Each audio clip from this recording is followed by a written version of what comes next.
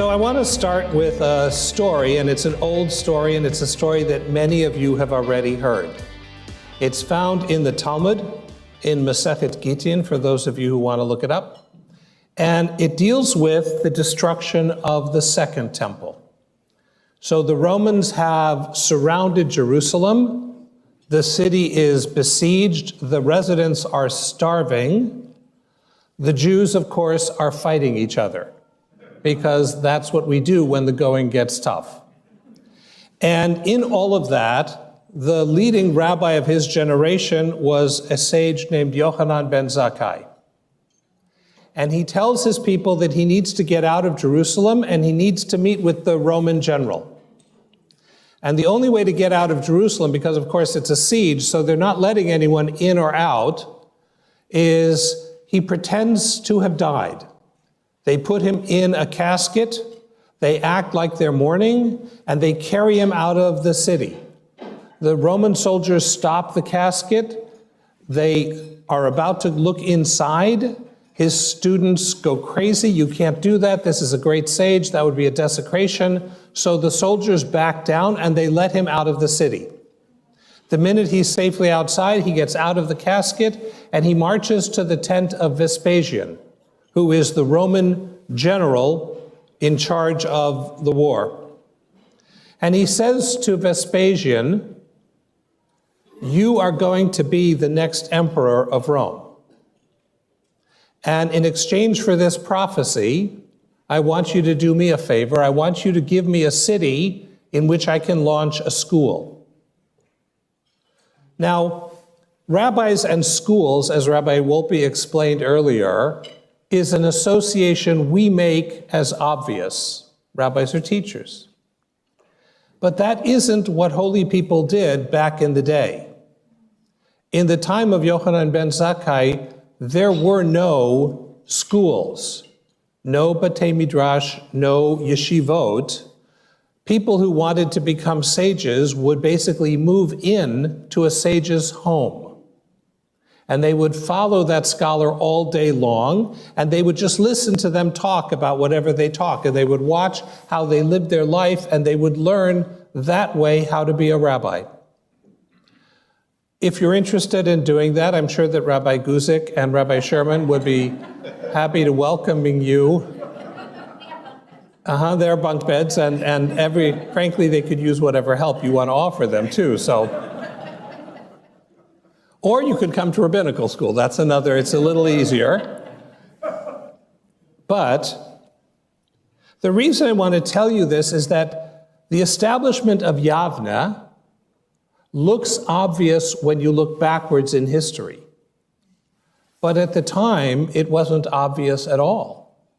Judaism was a temple-centered religion. Judaism was a religion of Kohanim making sacrifices, of Leviim dealing with purity laws.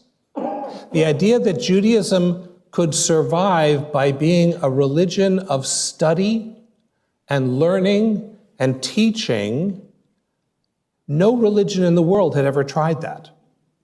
It was completely new. It's so new that today when scholars speak about worship that is based on reading a book, that is to say, found today in mosques and churches and synagogues, they call that synagogue worship. Because we, meaning Rabban Yochanan, realized that if Judaism was to survive in a radically different time, then it had to be prepared to do things differently. Can you picture that? Can you put yourself in a time where no religion in the world acted that way? Every religion in the world was about bloody sacrifice. And Rabban Yochanan says, no, you give me schoolhouses and I will save Torah. You give me the opportunity to teach and to learn, and I guarantee you this tradition will thrive. We live in such a time now.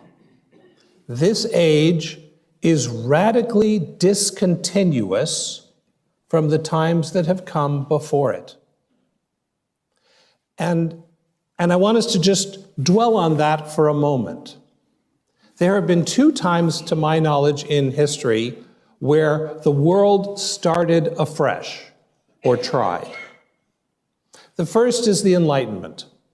That period in the 18th century, in the 1700s, when people looked at the world they had inherited, the medieval world, in Europe and frankly throughout North Africa and Western Asia, was a world of theism, a world of collective identity, hierarchy, and tradition. That is to say, the entire medieval period was defined by you're either Christian or Muslim. That's partly why we were so problematic, because we didn't fit in either category. But the world approached its thinking and its feeling through theistic faith, through religion. And your identity wasn't as an individual, your identity was what part of a group are you a member of?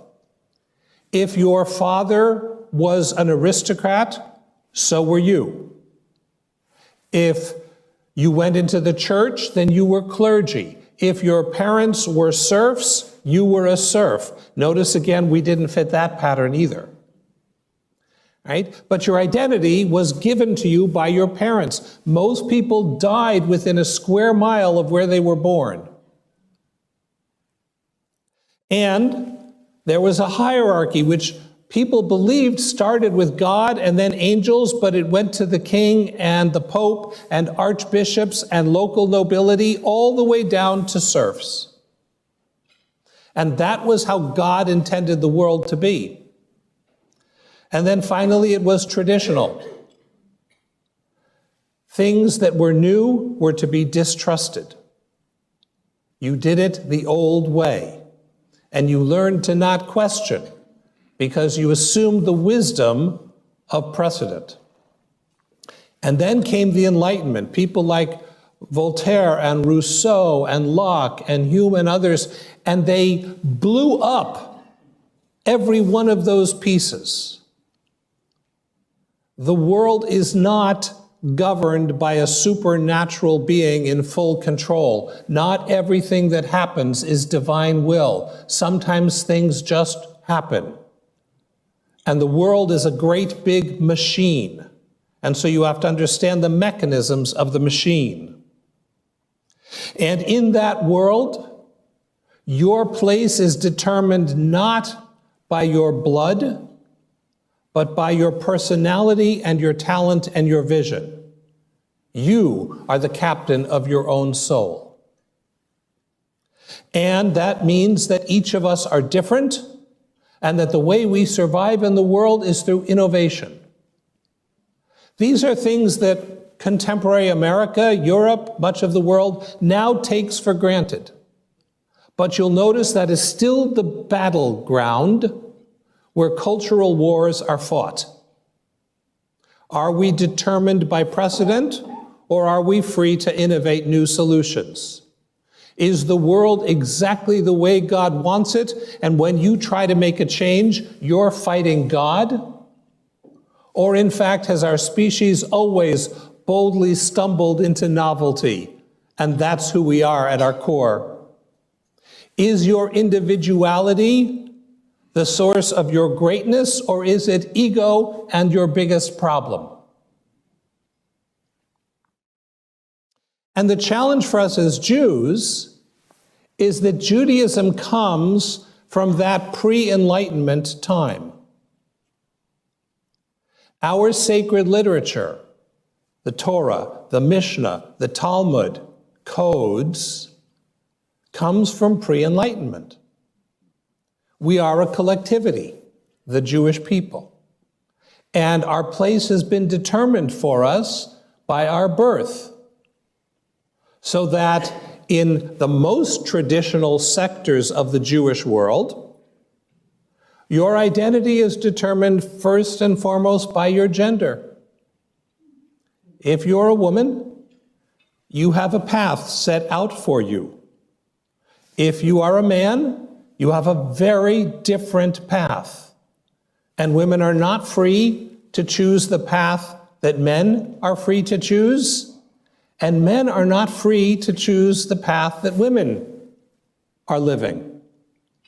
There's a determination built in, because your gender is not chance, your parenthood is not chance. Things are given to you. And your job, if you have a problem with the tradition, is to get over it.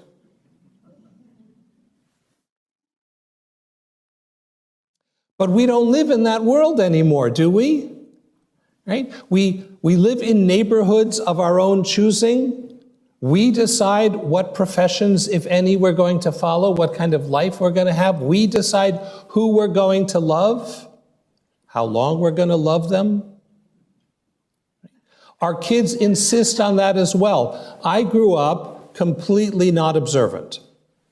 And at the age of 12, my daughter Shira turned to me and she said, "Daddy, when I grow up, I'm going to be like you, but the opposite."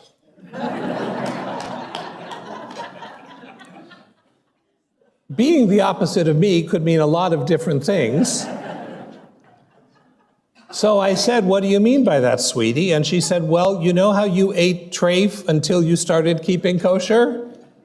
Yeah? She said that, the opposite. And my daughter is good to her word. But I delight in that because I'm a child of the Enlightenment. I want my daughter to be herself. I don't want her to be a carbon copy of every woman who came before her. I love her uniqueness. And so the challenge I want to put to us is the struggle of Judaism for the last 300 years has been, how do we take this pre-Enlightenment tradition and live it in an Enlightenment context? And we're all trying our best. We're all trying to figure out how to do that, except for those of us who are not living in a post-Enlightenment context. There are some Jewish communities that make a choice. We've watched your Enlightenment. We think it's a big mistake. We want nothing to do with it. So no television, no internet, no reading the news. And we're going to follow our old ways. We're not going to read your novels. We're not going to watch your movies. Right? There are small sectors within the Christian world who do that as well. And I'm not here to judge whether that's a good choice or a bad choice, partly because they're not interested in my opinion of it. Right? They're making that choice. But we aren't. We do not choose to live in such a world.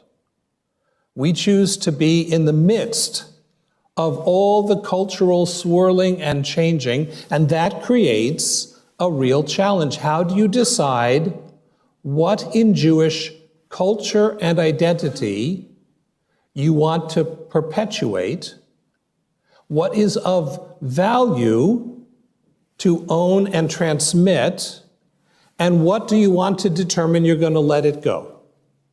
It will be a thing of the past. We can study it for what it was. We can honor it for its role in the past, but it doesn't walk with us into the present and the future. And the history of the Jews of this country is an intensification of that process. So the first part of the history of the Jews coming to America is very easy. Jews got here in 1654. We were not especially welcomed by the then governor of New Amsterdam, which has been known for the last several hundred years as New York.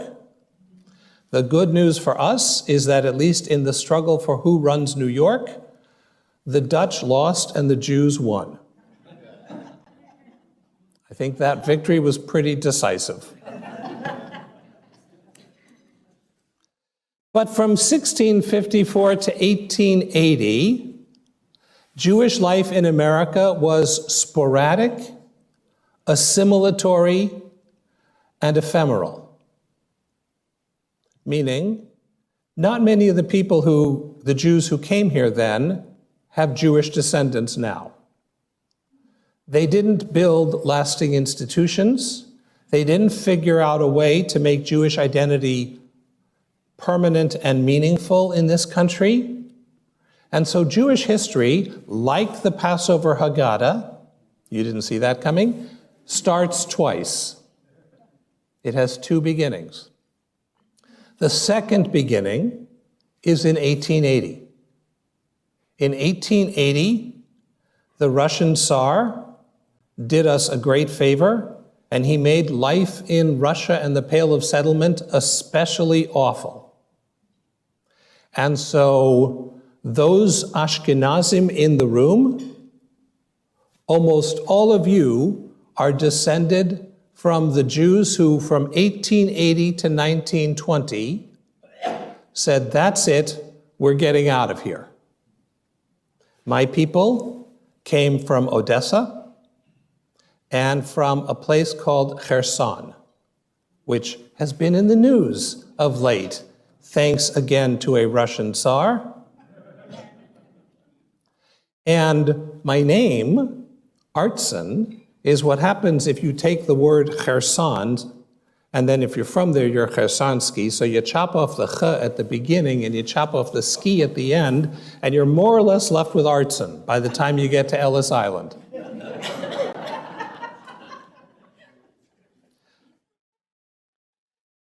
And from the 1880s to the 1920s, the largest immigration of Jews to this shore took place.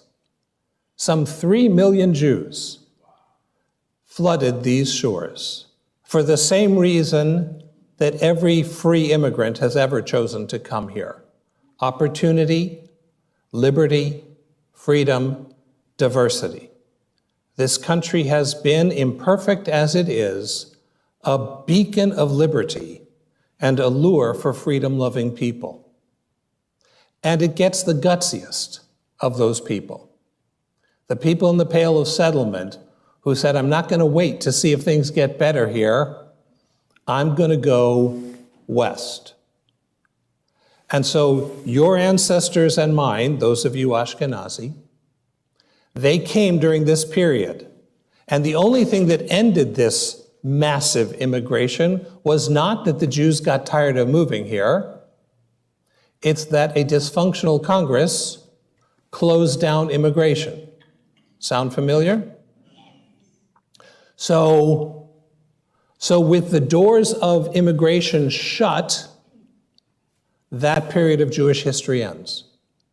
But that was a period in which, for the first time, Jews were determined to retain their Jewish identity.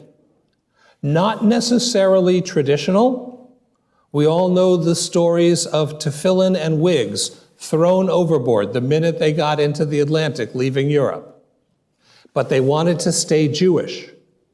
And so when they got here, they opened up institutions to perpetuate Jewish identity and to defend the Jews who are here, to make sure they have jobs, to make sure they get fed, to make sure they have housing. All of the social agencies, Hayes and others, are the product of this period of Jewish life, as were the 3 oldest institutions of Jewish learning: HUC, JTS in New York, and YU.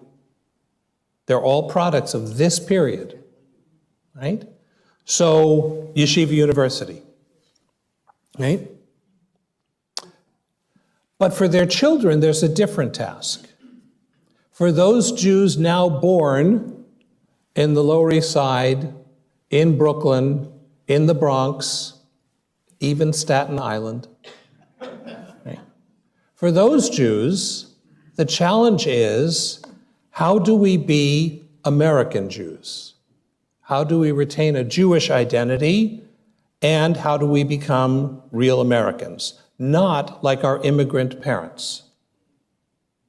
And this is the period in which all of those Jews flooded into the suburbs. So the great expansion was Jews now living in a place that had never had Jews, Long Island, the outskirts of Los Angeles, Chicago, all those areas where Jews live now, they were first inhabited by Jews then, which meant the job of this period from the 20s to the 60s was building the institutions to allow these Jews to retain their Jewish identity. That, by the way, is the opposite of what the institutions they built in the first wave were. The job of the first wave institutions were to help them Americanize, right? But these ones were to help the children of the suburb retain some Jewish knowledge and some Jewish identity.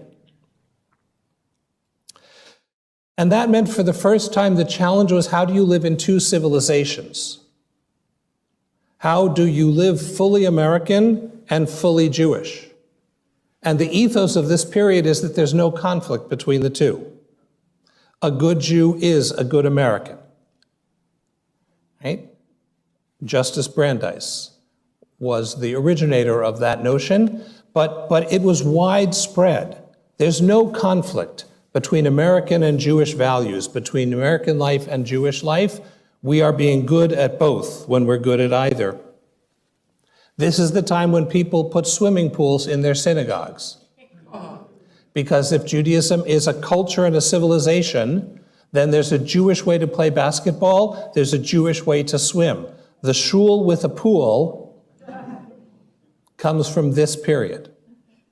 My dad grew up at the East Midwood Jewish Center in Brooklyn. There's an Olympic pool in the basement. Right? There you are. There's also a stained glass window on the top of the sanctuary that is among the most beautiful in the country. And then the other thing you will note, since I said 1920s to 1960s, is that this is the period where Zionism revs up, where the Jewish people around the world and in then Palestine take upon themselves the mission of recreating an independent and democratic Jewish center, Hebrew speaking, liberated from two things: liberated from the shackles of Gentile domination and liberated from the shackles of rabbinic domination. And it's not clear who the early Zionists were more afraid of. But it was clear they knew Jewish identity was a national identity. It was a cultural identity, which drew upon Jewish history, of course, but it reads the Tanakh, the Hebrew Bible, not as the words of God, but as the collective expression of the national genius of the Jewish people. So when you want to know what's at the heart of being Jewish, you read this literature the way any other people would read its earliest literature, to find out who you are. The next phase of Jewish history starts in 1967. Can someone tell me what big thing happened in the Jewish world in 1967? They didn't kill us, is what happened, right? All those armies that invaded, and miraculously and amazingly, Jerusalem was unified. And Israel, for the first time in its existence, didn't have to worry about would it survive next week. That's not to say it had still had long-term security worries. That has never changed. But they knew they could go to sleep tonight and wake up tomorrow.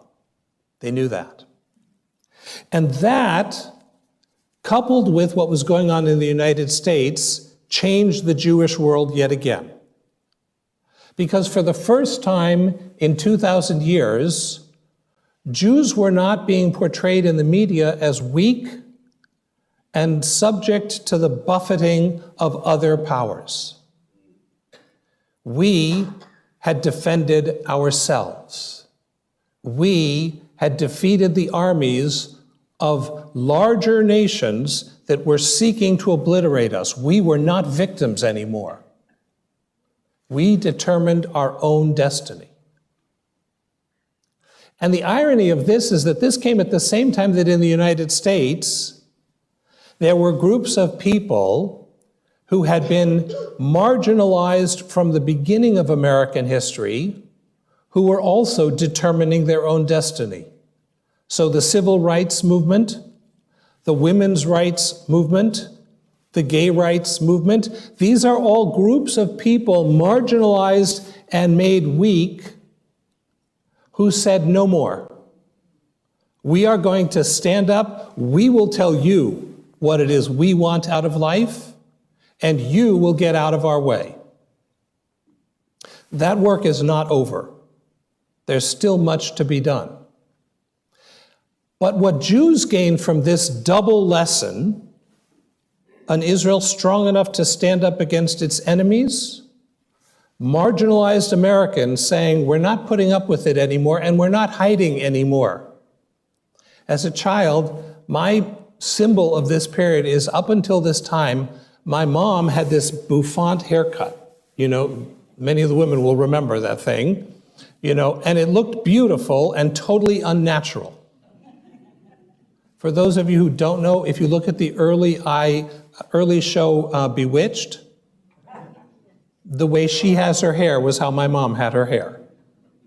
And then one day in the 60s, she came home with someone else's hair on her head. And it wasn't this big puffy straight thing. All of a sudden it was, well, shall we just say, Jewy.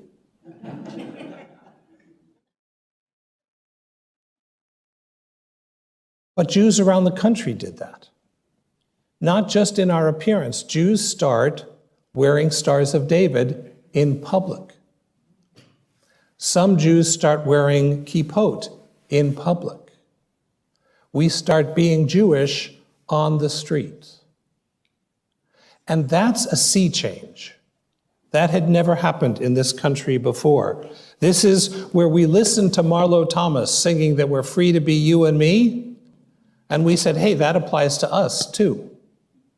This is the age of the Jewish catalog. Those of you who are around for it, it changed American Jewish life. It's a series of books that were handwritten, cut and paste, but it was about you don't need institutions to be Jewish. Here's how you make your own talit. Here's how you cook your own challah. You can do this for yourself.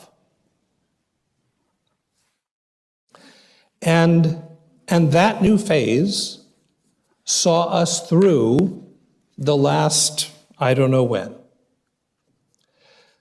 But what's clear now is we're no longer in that period. I joke with my wife that I would make a perfect conservative rabbi if this were 1973. I know exactly how to be a rabbi for 1973. I know how to talk. I know how to modulate my voice. I can still tie a tie, which none of my male students can do anymore. I'm looking at you, man.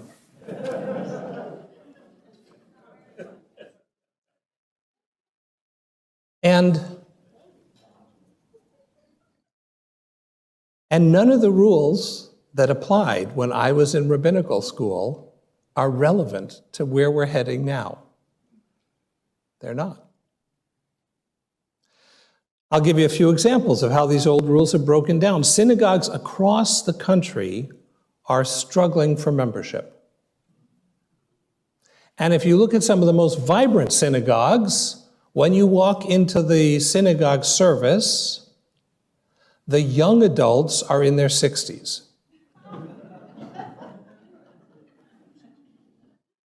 That, by the way, is not a complaint. I feel good about that.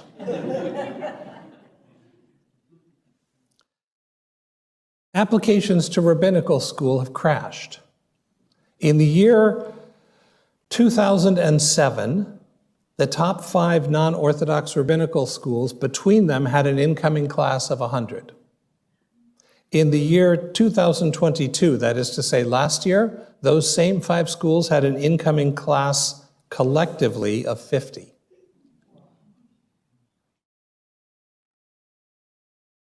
Israel used to be a universal point of pride for the Jewish people, and now it's the one thing a rabbi can't give a sermon about.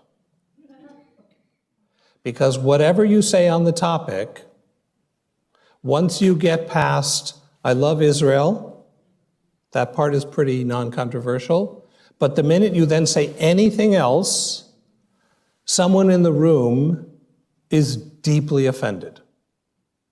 Rabbi, how dare you not mention this? How could you say that? Are you not remembering that? Right?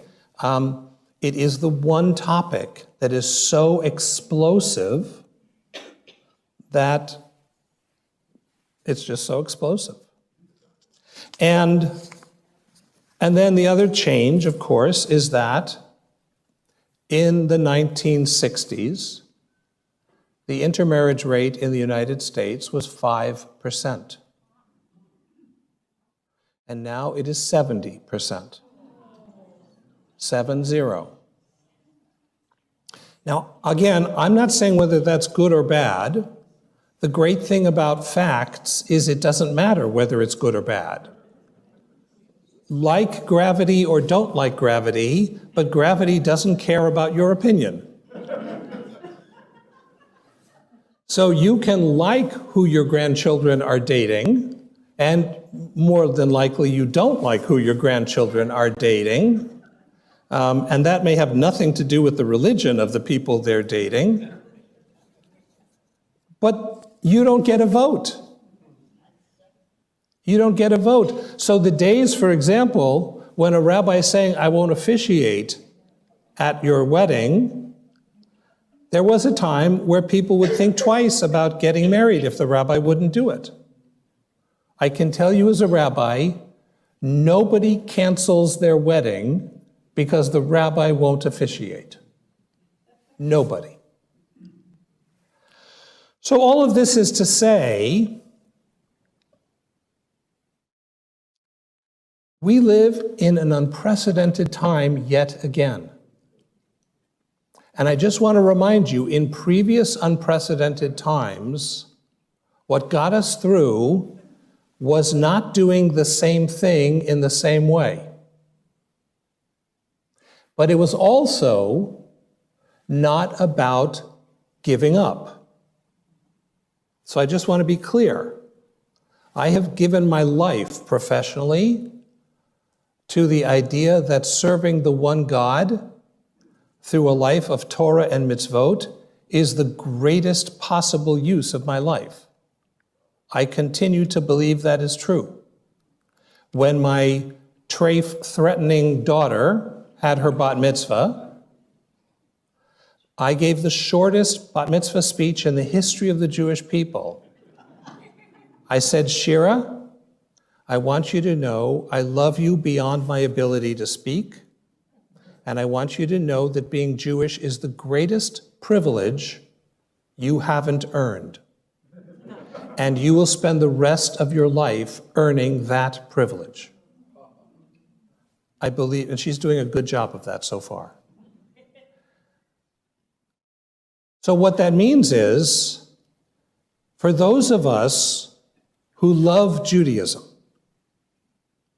who love its values, its texture, its foods, its smells, and its rhythms, for those of us who walk down the street of Yerushalayim even when we're in West Los Angeles, for those of us who look at those kinds of stones and we think, right there on the wall, and we think, that's what paradise looks like. Well, for those of us like that, our challenge is we have to prepare for a world that we cannot enter. You understand? My home base is 1973. But no one's going there with me, except for you guys. right? So what do we do to take this beautiful, ancient, wonderful wisdom tradition, and how do we bring it to the next generation? So I want to wrap up with a couple thoughts. Years ago, I went to a fabulous museum in Tel Aviv. It's now at the University of Tel Aviv. They've changed their name. It's now called ANU, but it used to be Beis Hatfusos. They called it Beit Hatfusot because they're all Sephardim, what can I tell you? But it was the Museum of the Diaspora. And the final room of it was this magnificent, they had the Jewish home through the ages. And everything contemporary in it was in black and white. The furniture, the style of clothing, how they got their light, what kind of food was on the table, all black and white. And then in color were the things that get passed from one generation to another. The menorah, the Siddur, the Tanakh. In each home, in each place, across the ages. So what I'm inviting us to think about right now is, how do we make changes in the black and white stuff so that we can successfully transmit the colored stuff, the things that deserve to be preserved? And I want to give you some signs of hope. I'm just as befuddled as you, but I want to give you some signs of hope. So it turns out, I mentioned the astonishing rise in the number of intermarriages taking place in America. Here's another statistic. It used to be that when people intermarried, their children had no Jewish identity. But the latest studies, the Pew Center study, the Brandeis study, even the Jewish Federation study, shows that the number of children of intermarried couples who identify as Jews is at an all-time high. It just might be that they don't go where they're not welcomed, and that maybe we need to think better about how to welcome them. Here's another shocking study. The Jewish Federation did the first comprehensive study of the population of Jews in Los Angeles. If you haven't read it, it's really worth reading. It's quite eye-opening. Take a guess, which group has more regular points of Jewish contact? 60 and up, or 20 to 40? It's the 20 to 40s. They are having more Jewish moments every week, more connections to Jewish things than the 60s and up. Nobody expected that result. Nobody. Right? Now, here's some challenges with that. We don't know how to monetize it. No, that's a real problem, because if you can't, how do you sustain it? We don't know how to serve it. Like, how do you help these Jews be Jews when they just are doing it on their own? We don't know how to encourage them. We don't know how to introduce them to each other. Like, there's a lot of challenges there, but they're doing more Jewish. Here's another weird statistic. 40% of the Jews polled in the latest national population study said they consider themselves atheists or agnostic or nothing in particular. 40%. 1 in 5 American Jews say they have no religion. They identify with no religion at all. 94% say that they're proud to be Jewish.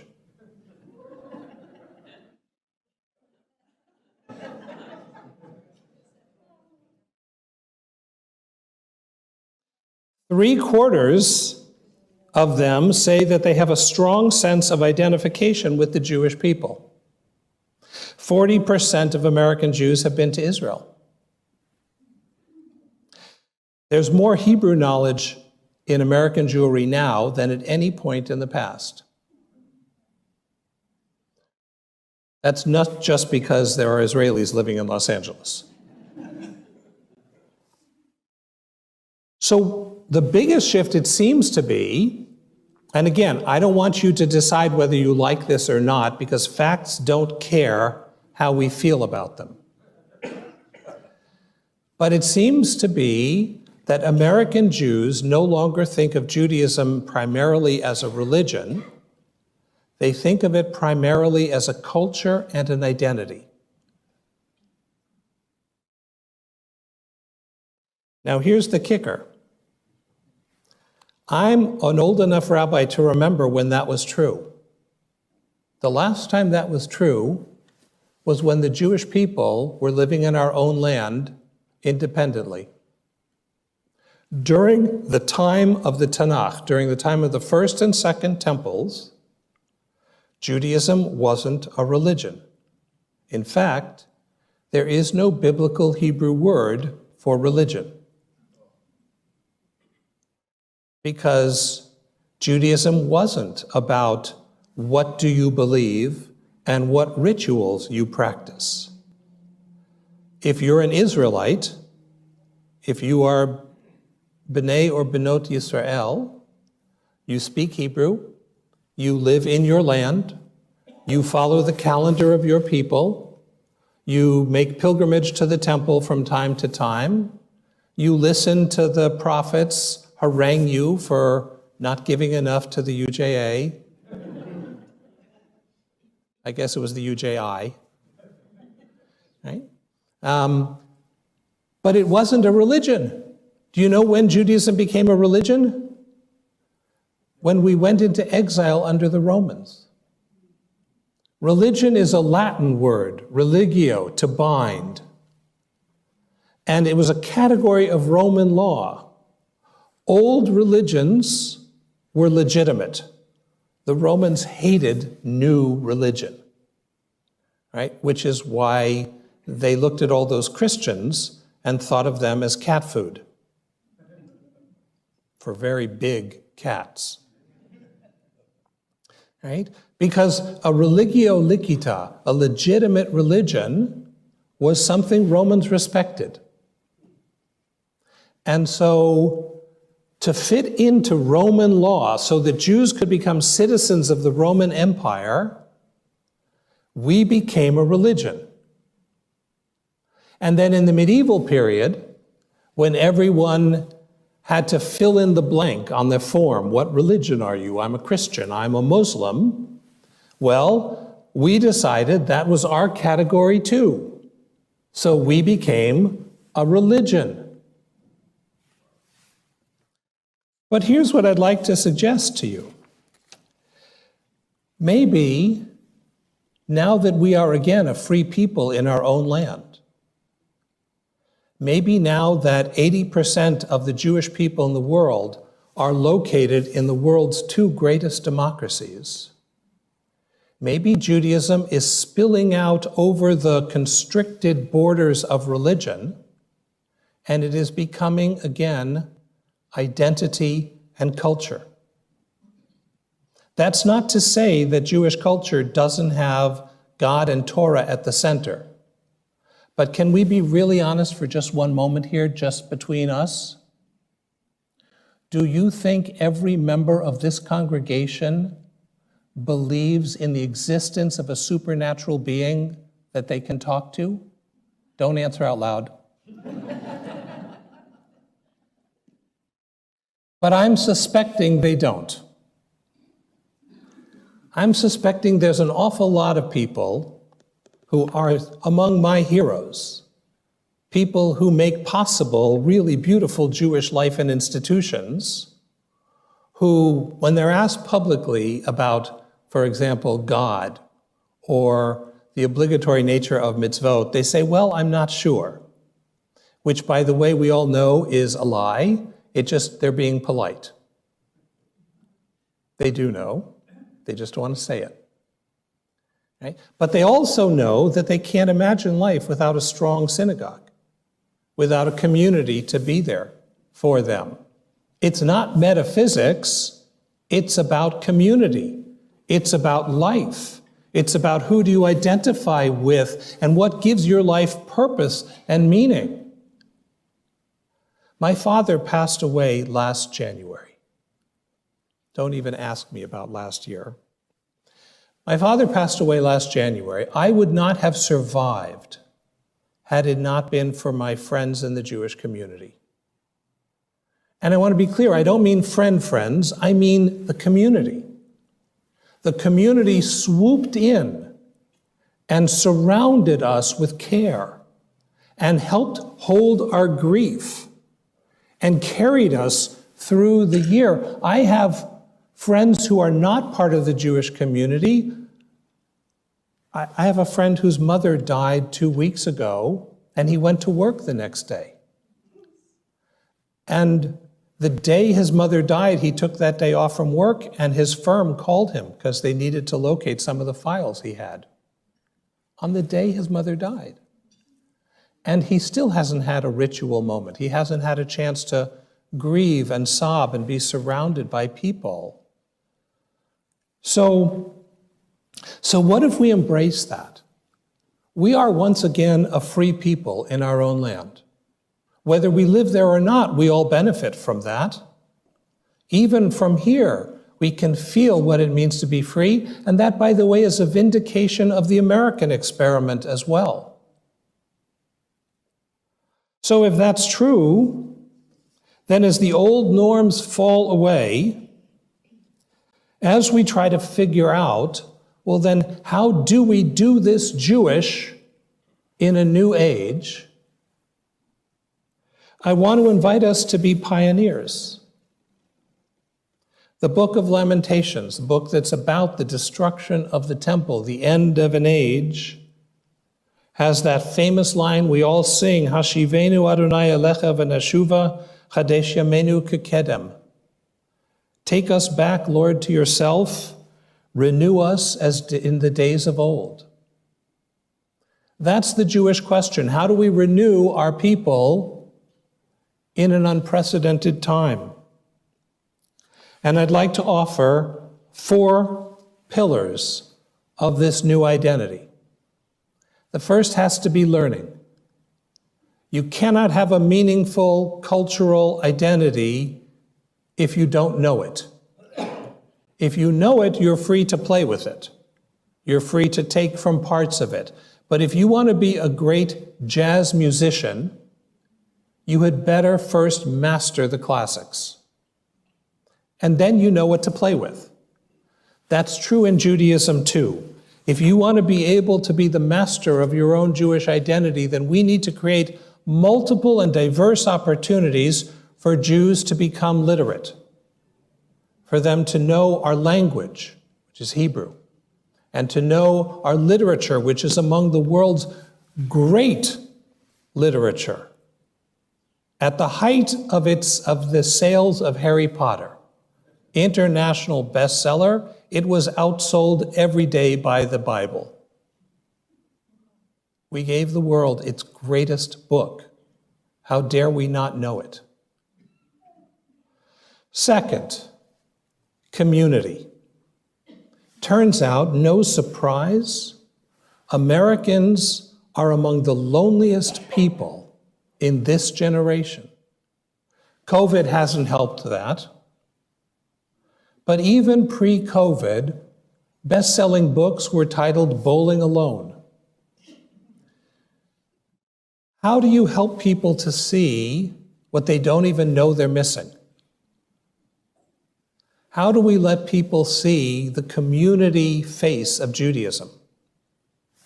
I know that for me, having grown up not at all religious, I'm grateful to those observant Jews in college who kept inviting me back to their Shabbat table, even when I had no clue what we were doing. Because there's nothing like regular Shabbat meals to help people fall in love with Judaism. No offense to us rabbis, it's not the sermons, it's not whether you did Musaf. Come to the Shabbat table. And so we need to come up with what is the Shabbat table to which everyone is invited, and how do we get them there? Third, Jewish practice is some of the most beautiful, beautiful ways to be human I know. We all know young people, even not so young people, who are crazy about meditation. It's amazing. I talked to someone last week who went on a week-long silent retreat. I will tell you that in my case, my throat would have exploded. But what he told me he loved about it, he loved the focus, he loved the discipline, he loved doing it with others. And in my head, you know what this rabbi's thinking? Minyan. You just discovered Minyan, except that at a Minyan you can talk. But Judaism is a spiritual discipline. And for those people, not everybody, some people don't want spiritual discipline, some people don't want a silent week. But for those who are hungry for that, there's an awful lot. I have people in my rabbinical school who grew up pretty secular, and then they spent time at an ashram in India, and then they came home to be with their parents for the high holidays, and they're stuck in their suburban synagogue, and they're bored out of their mind, and there's nothing else to do, so they open up the Machzor, and they discover that during their year in India, someone has smuggled spirituality into the Machzor. Who knew?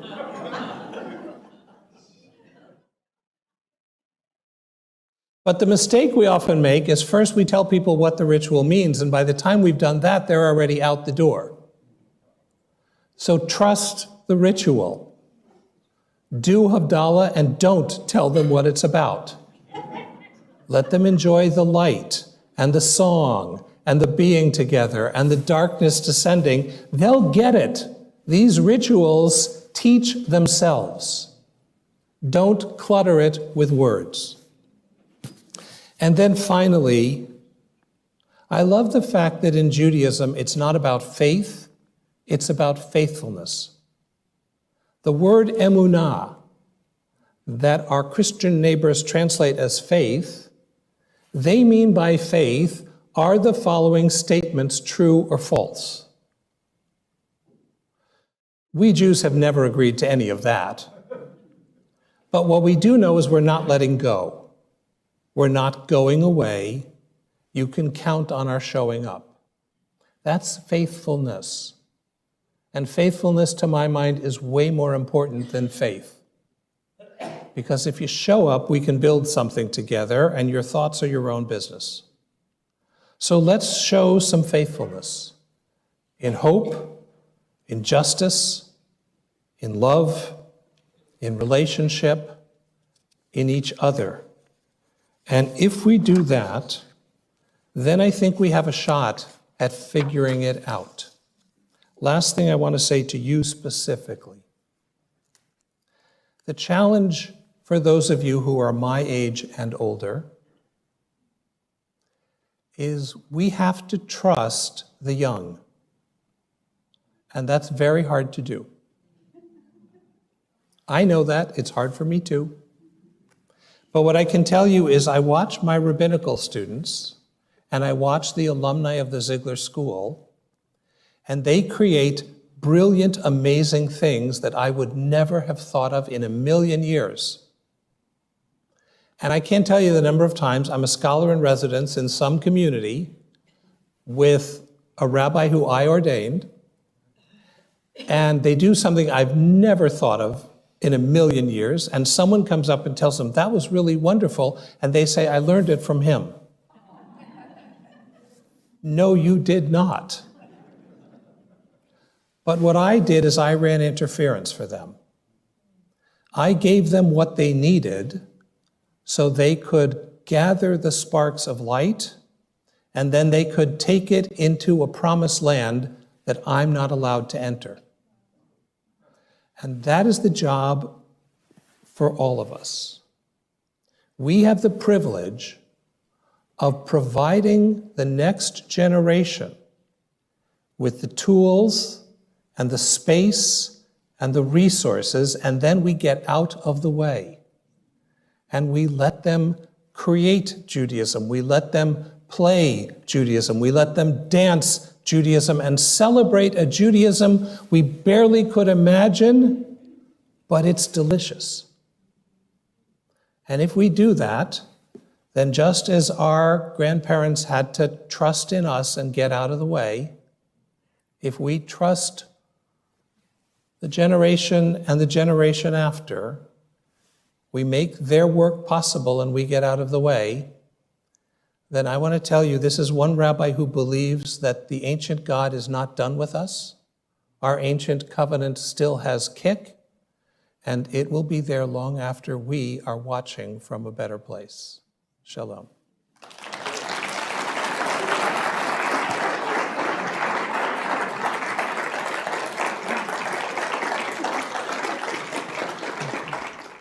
So I have a few questions to ask. I have 2 or 3 questions I want to ask, and then we're going to open it up for a few more questions. But what I have to say is, first of all, what a pleasure it was to learn and listen to you this afternoon. But I think one of the last times I was on a stage or a bima with Rabbi Artson, I don't know if you know this, but was when Rabbi Artson gave me my bat mitzvah charge in 1994. So I don't think everyone here knows that Rabbi Artson was my rabbi growing up in that congregation, Elah in Mission Viejo, during those years in which it grew immensely from 200 families to 600 families, my mother serving as one of the synagogue presidents under Rabbi Artson. And so I do have to correct you just a little bit, because when you said that students that you see in the field credit you, we credit you, because you are truly the teacher, the master, our mentor. You're a rabbi's rabbi. Thank you.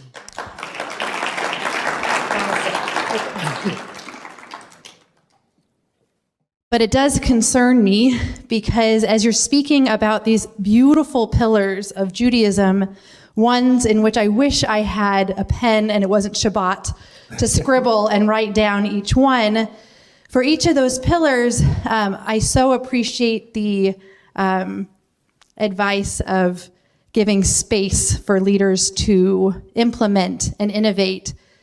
But my concern is where we find the leaders. And so I'm wondering if you'll speak a little bit to that point, kind of where you started, the difference between the number of graduating rabbis X amount of years ago to last year. So number one, where do we find these Jewish leaders? And additionally, I'm curious, if we have these 4 pillars of the Jewish future, then what does rabbinic training look like today and moving forward? So I will, I'm going to try to be brief in each of the answers, because I also want to make time for you. I've talked at you for a long time, and I'm sure you have things to say too. What I will tell you is that our response, and I'm using us as an example, but I know every rabbinical school is doing a similar process. So looking at the lower numbers, we at the Ziegler School invited in a blue ribbon commission of experts from around the country, and we said there are no sacred cows. What do we need to change? Oh. And after 3 days of intensive conversation, we then, with the faculty and the students and the alumni, brainstormed, and we've now unveiled a radically different program in which we're not training the dream rabbi of 1973. Right? When I went to rabbinical school, I was told that real rabbis stay on and become professors.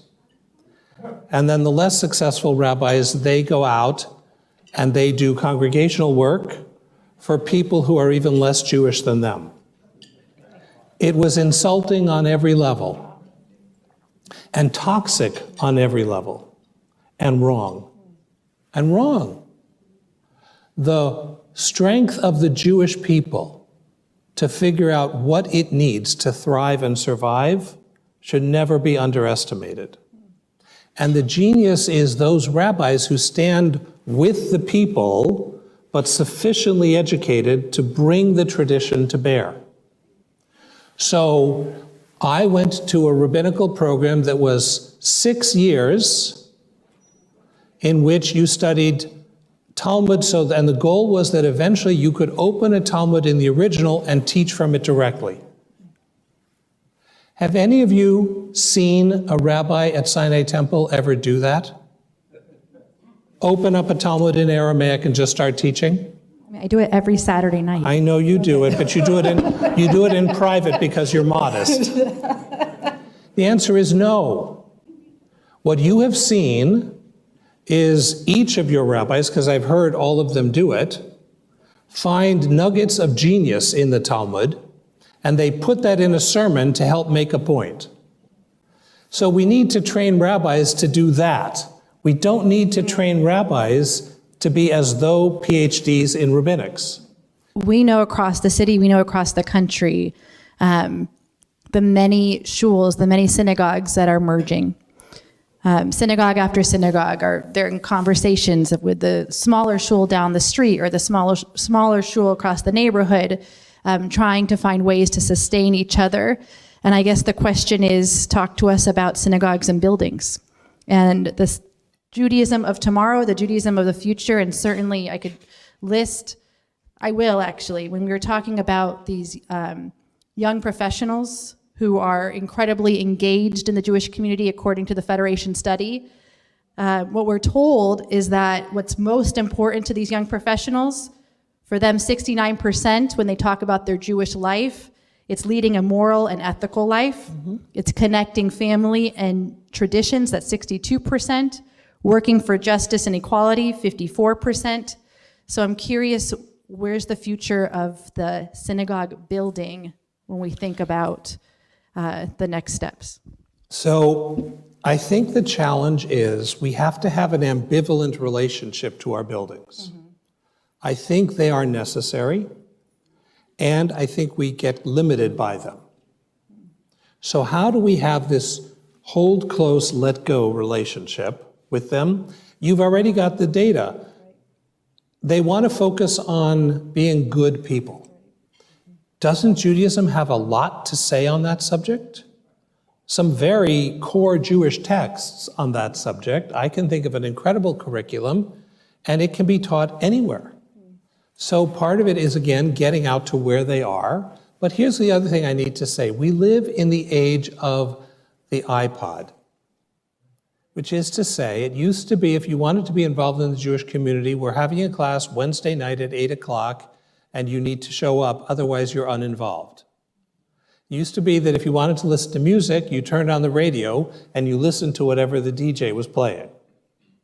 But I don't do that. I'm sure you don't do that either. I haven't listened to a radio station since I can remember. My car even lets me plug in my phone, and it plays whatever song I want. And if I'm in the middle of a song and I no longer want to hear it, all I have to do is push a button and it plays me a different song. So we can't have a pre-iPhone Judaism in an age of iPhones. And so it's going to be multiple approaches for different people. Look, I was in the main sanctuary. There was a nice turnout. It wasn't all of Sinai Temple's membership by far, but it was a nice turnout. So we should not stop offering the things that there are people who want, but we do have to figure out how to offer the other things that other people want. And that's what I meant by we have to make it possible. The question we should be asking when the rabbis come up with brilliant ideas is not, would I like that? But can I think of 3 or 4 people who would love that? And then can I do something to make it possible to get it out there? So I think the idea of a solution is honestly part of the problem, right? There isn't a single solution. We're going to be needing to be multiplex. And we're going to need to offer multiple things at the same time and not worry that we're not all in the same room. I've been to synagogues where, for example, they'll do dance, yoga in one room. They'll do a traditional worship service in a second room. They do a contemporary music thing in a third room. And in the fourth room, they read Israeli fiction. And then they all come together for Kiddush. And there's multiple portals of entry, and along with multiple portals of entry, can I say something in praise of my friends of Barad Hall? So here's one of the things I love about Sinai Temple, and especially Barad Hall. Every year, Jacob comes back for Ne'ilah at the end of Yom Kippur. It's overwhelming. He can't, when he was little, he used to go into the hallway there so he could listen to the music in Barad Hall and the main sanctuary at the same time, which if you're looking for a way to do that without either ticket, that's where you go. Just don't let me catch you praying. Right? So Jacob comes in at the end, and for the last hour, he comes up on the bima, and the cantor knows that I do not lead services for Ne'ilah, because I'm hugging Jacob, and Jacob's hugging me. And honestly, what it feels like is God's love, the last hour of Yom Kippur. But here's what I love about Barad Hall. Any other synagogue would call me up afterwards and say, Rabbi, we hired you to lead services. You want to hug your son, you do that on your own time. But when I look around the kahal in Barad Hall, they're all smiling at us with tears in their eyes because they see the holiness of that. And that's why I love them, because they don't get distracted by the technical because they're blinded by the sacred. And I think if we can create synagogues that focus on what matters. Can I tell you one more Jacob story? Yes. So my 30-year-old son is pretty severely autistic. Those of you who are not in Barad Hall, I'm telling you. We go to Ikar normally. So there were services 3 Sabbaths ago. There was no bar mitzvah or anything. So Rabbi Brous went over and asked Jacob if he wanted to open the ark, which of course he does. And then she said, hey, do you want to take the Torah out of the ark? And he did. Jacob has been to synagogue his whole life. So he's memorized the entire service. So the cantor didn't start when Jacob thought he should. So Jacob just started leading the Torah service. He's thoughtful in that way. And because the people at Ikar are as wonderful as the people at Barad Hall, the cantor didn't say, hey, wait a minute, that's my job, back off. He just, when Jacob finished, he said the responsive line, as did everybody. And so Jacob went on, and he led the entire Torah service. And then when it got to be time to take the Torah around the room, he didn't ask, he just started taking it around the room. And that's who we're called to be. We're not supposed to be rule enforcers. We're supposed to be God wrestlers. And that's going to be your generation's job at Sinai. You're going to take the amazing foundation that you've been given. And it's an amazing foundation. The footprint of Sinai, I don't mean the building, I mean its impact, is incredible. And now it's time to transform for the new age. And we do that by building on what came before us, but then being open to things shifting. Because there's a whole lot of people who need what Sinai can offer if it can refocus.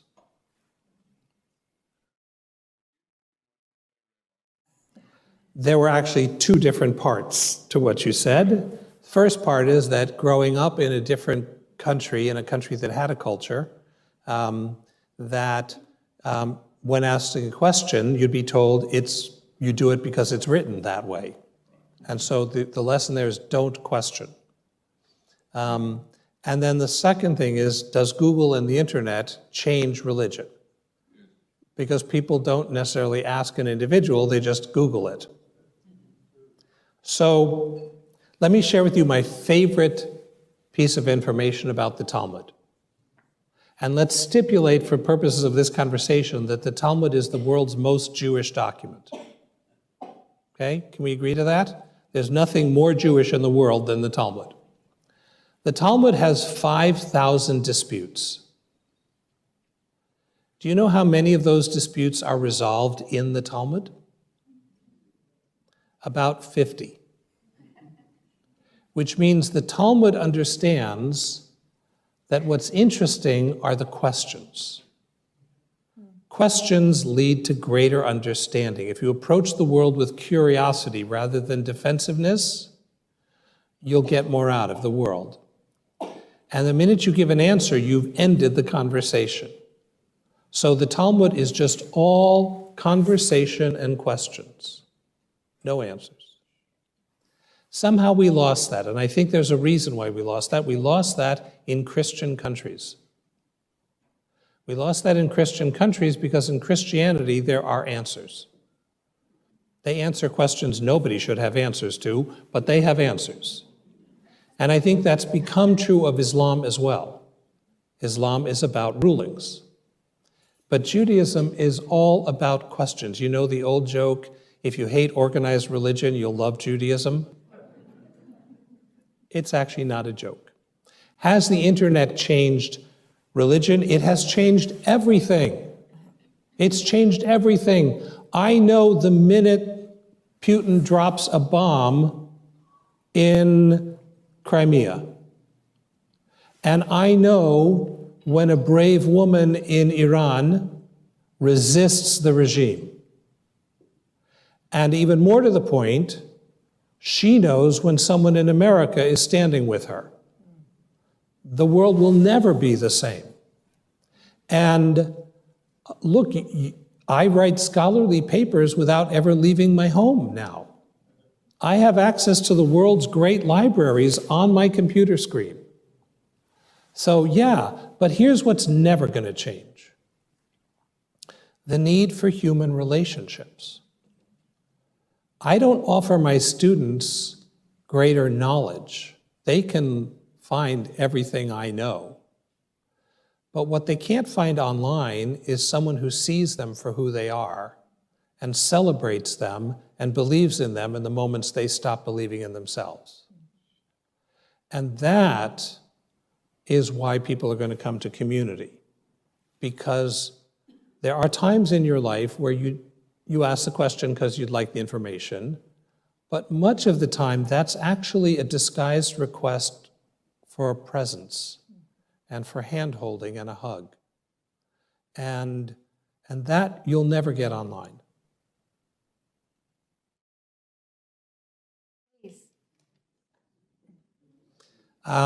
So let me just tell you all, I'm 63. You're welcome to ask 2 questions in a row. But when you ask 2 questions, you erase the first question.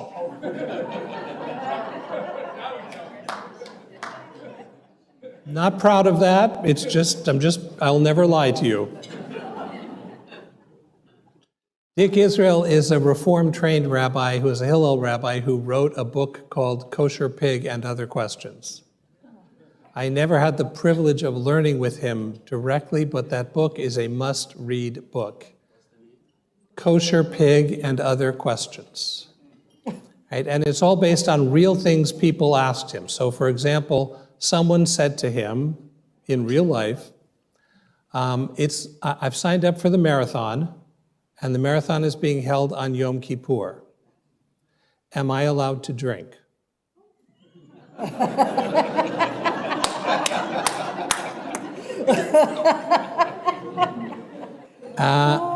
And it was the title of the book. The title of the book is based on a similar, I don't think this happened in real life, I think this is a make-believe rabbi joke, but he said, Jewish guy decides he's never had pork, and so he wants to have pork, but he's kosher, so he wants to do it authentically. He wants to shech the pig, and he wants to prepare it kosherly and drain the blood, and then he'll try pork and see what the big deal of it is. So he shechs the pig, it's a disaster, comes to the rabbi, and he says, Rabbi, I have a shaila for you, a question, which is, I wanted to try pork, so I shechted the pig and I noticed that the knife has a nick in it. Is it kosher?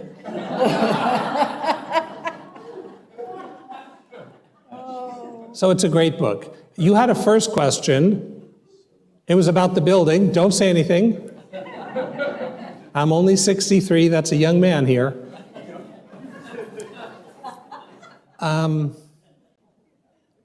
So here's the weird part that underlies that question. I get asked that question a lot in one form or another.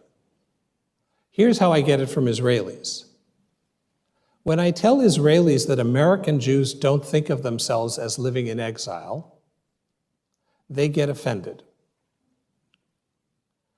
Because they say, you're telling us that where you live as a Jew should just be a choice of where you want to live. And I say, yes, that is what, like it or not, that's what American Jews think. They may be deluding themselves, but that is what we think. And then they say with indignation, well, if there's no reason to have to live in Israel, why should I make the sacrifices I'm making? And I always say to them, if the only reason you're living in Israel is to sacrifice on my behalf, don't do it. The people I know who live in Israel because they think it's the greatest privilege they could possibly have. Israel's great. You should love living in Israel. Don't do a sacrifice for me. And I want to say the same thing to you. If you think the only thing that's getting people coming to your programming is you don't offer them alternatives, that's a very weak endorsement of your program. So I will just say personally, listening to a Wolpe sermon in person is nothing like watching it on a screen. And there will be enough people who will get that they'll always opt for it. But some days you don't want to get out of your pajamas. And sometimes you've had cancer surgery and you can't leave your house. Why would you want to deprive those people of the ability to show up as they choose? And you showed up even though it's online. Do you think you're so different than everyone else? I think other people also will show up if it's compelling. So I want to turn that program back to you, which is don't complain about why other people are going elsewhere. Do something about it. Make it so they want to come. And you need to figure out what that is. I can't tell you what that is, but I'm very unsympathetic to businesses who tell me, I hate that people are buying from my competitor, they should be buying from me. And that's more or less what synagogues say all the time. So if going golfing is more attractive than your service, do something about it. That's on you. That's right. Make our product better. Lily. Great. So I want to say something so I'm sure I'm not misunderstood. I love traditional Jewish prayer. I brought an Orthodox prayer book to pray with because I love the traditional prayers. And I love them all in Hebrew. And I love Musaf. So I don't necessarily love Musaf that takes a whole hour, but I love Musaf. But here's the thing. If I make a Judaism that I love, there will be a small group of people who agree with me and a whole lot of people who won't. So if what I want to do is provide Jewish entry for lots of people, then I need to create points of entry that I wouldn't want to take advantage of. So I'm struck, for example, that you have a beautiful room that would make a magnificent meditation space during the same time as the service. And if I were being asked about creating a meditating service at Sinai, I would use the Siddur as a textbook, which is to say, I would pick 2 paragraphs in it every week, and I would teach that and then meditate on it. Let's read the Ahava Rabbah, and then we're going to meditate for half an hour on what everlasting love does in our hearts. And we'll breathe Ahava. I'm not even good at this, and I just did that. You're welcome. Right? What always amazes me is the rigidity of people on all sides. It doesn't have to be meditation or Jewish. You could have people think of Sinai as the place that has the most exciting Jewish meditation in the country. and where people will, over the course of a year, build a binder of all kinds of classical liturgy that speaks to their heart, because it's not just a run through it. So do that.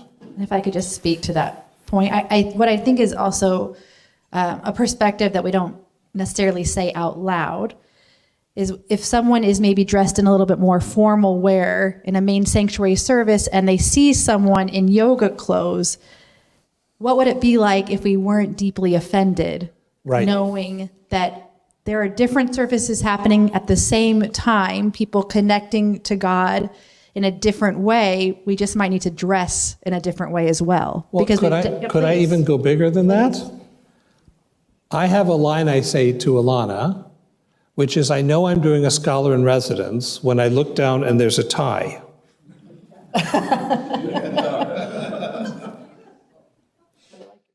I like this tie too. But what I can tell you is that my normal Shabbos, when I go to Ikar, I dress in a way that you wouldn't let in the building. And here's the thing, that clothing is very comfortable. It's really comfortable. And there are people who dress up to go to Ikar. I mean, not Sinai level dress up, but not schlub. And then there are people like the Artsons, and we're definitely on the schlub side. But no one at Sinai cares how you look. They don't care whether you have a piercing or not. They don't care whether your hair is a natural color or not. They don't care whether you shaved it all off. They don't care. And they don't care whether you're sitting during the service or you're swaying in the back of the room. They don't care. And they don't care if you're wearing a dress or pants. They don't care. And I'm not saying that has to be the standard here. Different places get to have different standards. Right. But you should think about, if you want to be a really welcoming place, welcome is come as you are. And how do you make it easy for people to know that they can come as they are? That's something worth having a conversation about. There's something I miss when I'm at Ikar and I look around and I see how schlubby everyone is. I think that's not really Shabbosdik, that's not really respectful. And then I look at me and I realize I'm part of the problem. I wore my Sinai socks today. But you might want to think about, if you want to be really welcoming, like let's imagine this multiplex Sinai in which 5 or 6 different things are happening, and then we all come together for Kiddush. Mm-hmm. Then part of it has to be the same rule that we have at my workplace, which by the way is the rule at your workplace, which is no comments about physical appearance. Don't tell people they've lost weight. Don't tell people they're looking bad or good. Say things like, I'm happy to see you, and I'm so glad you could be here, right? But no assessment of physical appearance, none. Which, if you're like me, means not only that you don't say it, you have to not think it. Because I unfortunately have this illness in which if I think it, it comes out of my mouth. So my children have helped to cure me of this problem. But think about it, because I know Sinai presents itself as a welcoming place. Welcoming is come as you are. Nobody's getting it perfect. I know a lot of places that are working on it. So Sinai is one of them. I've seen some of the things that Rabbi Wolpe implemented during his time that were amazing. And I've seen some of the things already that the new rabbis are doing that I think are brilliant and wonderful. The other thing that's dangerous about pointing to a place is I can't tell Adat Shalom, look at what Sinai's doing, because that's not helpful to them. And I can't say to Sinai, look at what Ikar is doing, because it's a very different group of people with very different values for what they want. So what I can encourage all of us to be doing is look at each other not to copy, but to say what are their ideas that we might have a different solution for, but what they've showed me is it doesn't have to be that other way. And in that regard, yes, I can name dozens of places around the country that are doing all kinds of interesting things. Nobody has solved the problem because I don't think this is the kind of problem that gets solved. I think this is the ongoing, constant work of perpetual reinvention. And so here I want to hold out what I take to be the rabbinic ideal. There's a principle in Jewish law, in Aramaic, hilchata kevatrai, that the law follows the most recent authority. That's an interesting thing, because we tend to think that what the law should be is what they said at Sinai, we should keep doing that. But the Talmud's principle is if a later authority rules differently than an earlier one, you should be biased in favor of the most recent. That suggests that Judaism is always in process, always reinventing itself. And I think that should be Sinai's attitude too, is what does it take to reinvent tomorrow's Judaism today? And then let's be at the forefront of that and be willing to fail. Harold Schulweis, always, alav shalom, used to always say, synagogues are living laboratories, don't be afraid to fail. So you'll try something, it won't work, you'll tweak it or you'll get rid of it and you'll try something else. Don't be afraid to fail. There's enough loyalty to the institution that you can survive that. So I just want to end with a quick anecdote. You may not know this about Rabbi Artson, but growing up when I would come to services, and by the way, Ellen Guzik, my mother, would always make the Guzik children, all four of us, sit in the front row of services. Yep. With the Siddur and the Chumash in our hands. So I was a witness to this. But Rabbi Artson he wouldn't give his Divrei Torah, his sermons from the Bima. He would walk down from the Bima in order to have a conversation, a dialogue with all of us. And what I learned as a child then, a teenager then, is that Judaism is meant to come close. That it doesn't have to feel so very far away, but in the exact way that you're describing, bringing Judaism into our homes and experiencing the ritual, you taught me that in order to be lifted, in order to feel as if our souls are enriched, we have to feel as if we are close to our Judaism. So I want to thank you for teaching me that. And in this instance, I can tell from how it's 2:00. We don't usually stay till 2:00. Yeah. Everyone stayed because you brought us in close. Thank you. And so I just want to thank you. Thank you everyone so much, and we wish you a Shabbat Shalom.